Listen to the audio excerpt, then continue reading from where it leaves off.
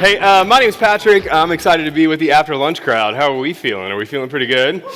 Full after the salad. I'm excited to talk to you about the way that we are planting in Columbus, Ohio.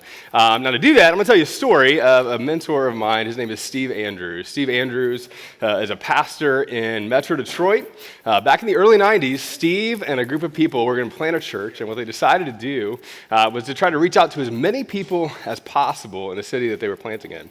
And so I met Steve about 30 years later. It's about 1 o'clock in the morning. We had talked to him about church planting. He's telling me this story about how he went door to door knocking on 1,000 people's or 1,000 household doors.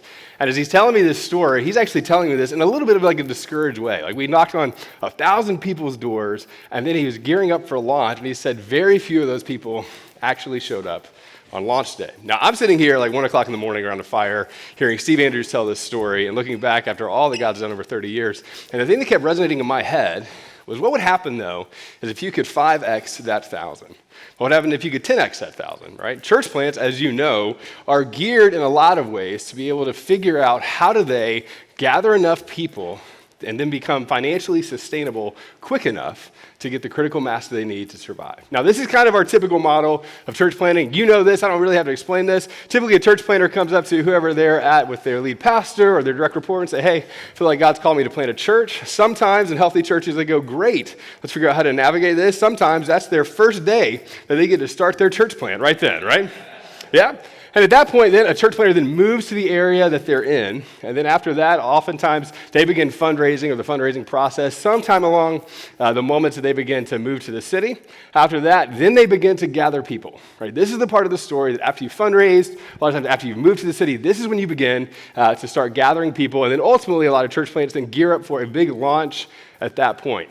Now, what I'm so interested in and what our team has been so interested in is this section right here, right? The moving, the fundraising, and the gathering. The reason we were so interested in it is because we were at Kensington, who allowed us to stay on staff for almost 9 months and begin to fundraise and figure out what we were doing.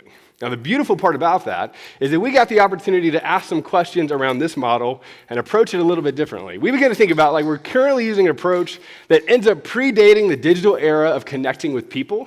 And if that were true, how could we leverage that in an important way? The second thing is this, and this is what we begin to kind of navigate through as well. Oh, shoot. Can you advance that one for me? I think I messed it up. Thanks, Scott. Can you go to the next one for me? The second question we begin to ask, can you go to the next? There we go, thank you.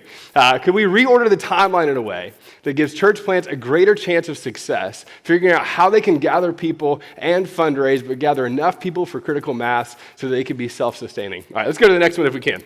So what we begin to do, if you'll go to the next slide, oh, there we go, great. What we begin to ask the question around is then, could we flip the idea of gathering people and fundraising before you move to the city that you're in? Like for church plants, would it be possible to have a group of people who are waiting on you at the area or the city that you're moving to, and then all of a sudden have a group of people that are waiting on you there? Right? What if pre-launch could be done from a distance with minimal capital funding for people that are funding churches? And then the second thing is, what would happen if a church planter could build a launch team that was already mobilized by the time that they got to the city that they were in? Now, there's two parts about this that you know is really important. It automatically helps the churches that are funding these church plants figure out if they're meeting benchmarks along the way. And the other part that you also know is not every great leader is a great person to relocate to a new city and plant a church. And so the idea around this is how could you begin to see if these models would be sustainable? And so we were in Traverse City, Michigan, about 6 hours away from the city we're going to plant in. The other guy on our team was in Florida. The other guy on our team was in Georgia, all 6 to 14 hours away from where we were actually going. And so we were sitting in a meeting one day, and we're talking about how do we begin to gather people as we're fundraising? How do we build a team in the 9 months that we have? And so we decided to take the best bad idea that we had in the meeting. Honestly, we came up in a meeting. I thought it was a terrible idea. It was my idea. I was trying to kick it to smart people to try to get them to think of something different.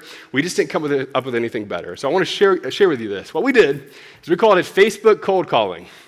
We took the Steve Andrews idea of knocking on 1,000 doors to get a small percentage of people to come alongside of us, and we said, how do we 5x that idea so that we could build a launch team before we ever got to the city that we were in?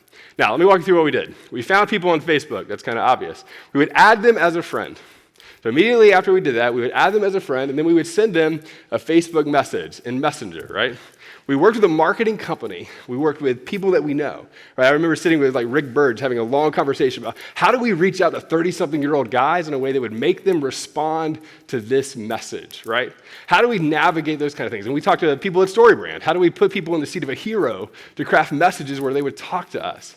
And what we did is we said, hey, we're moving to the city. Would you coach us on understanding the city and help us be able to move there? Now, here's what we found. As we sent this message, then once we got into that moment, we would invite them to a FaceTime or a Zoom.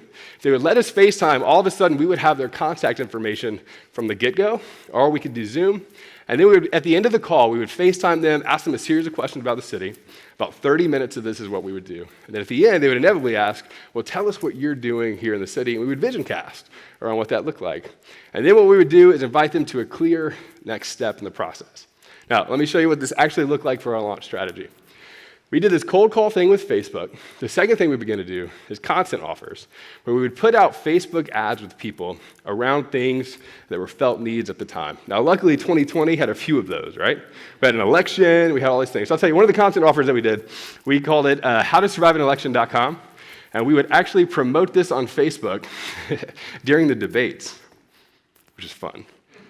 And we would figure out the parts of the city that kind of leaned one way or the other, and then we would talk about these ideas of how do you have conversations around the election. And then if you liked it, if you sent us a message, if you commented on it, then what we did is, again, all of this came back to new leads of people that we could reach out to. It was all pushing towards a personal video call. We would do a monthly digital service.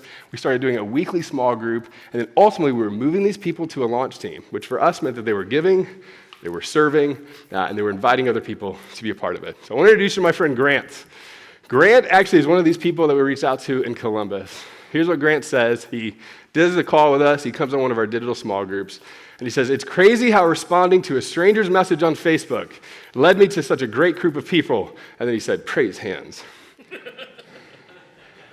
This is an agnostic 24-year-old guy in Columbus who found a place where he could ask questions. This is also the guy who runs my slides on Sunday mornings with the Bible. And I love it. And it all happened through cold calling and moving them through a process of a funnel to be able to do this well. Now, this is our church today, right? We're actually in the pre-launch phase. We don't launch until September. And everybody that you're seeing in these pictures are people who came from us doing cold calls, are people who did cold calls for us on the other side of this. So here's kind of what I would want you to imagine for a second. Like I said, every leader down here who's a church planner or a campus person or figuring out how to campus in your city, is a lot of times what we do is we assume that if we get the right leader, we get them out there, they're super extroverted, they go to people at a coffee shop, strike up enough conversations. But if you're anything like me, if you talk to me at a coffee shop while I'm working, I don't want to talk to you, you know? Introverts in the room? Just me? Yeah, okay, you get it. So here's what I'm saying then. What would happen is if you could campus in a way where you could build digital connections from a distance before you ever had to put all the funding there to make some of that happen. For church planting networks or church planting churches that are trying to figure out how do we resource people when it comes to church planting, how do you not just find a church plant leader that you think might be good, but actually give them a runway to show you the benchmarks along the way of reaching people from a distance before they ever moved or relocated to the city that they're in. And then for those of you who are church planners in the room, what I would say to you is what would happen is even if you're a great leader, even if you're a phenomenal leader, if you do all these great things, you have a great track record, what would happen if you begin just to recognize that you may not be the right person to relocate to a city and do something, but this actually gives you the opportunity to see, can you actually build a fire that wasn't going before you got there and assemble all of the necessary resources to do that and then get it going from there. So here's what our ask is, right? For those of you who are sharks, what I would love for you to do is I would love for you to partner with us and help us continue to build this out. We focus this primarily on Facebook, but I also think there's traction here with Instagram and Twitter. We also are trying to figure out how do we do this same type of thing in different parts of our city and even in different cities across the country and figure out how do we resource other churches to do this as well.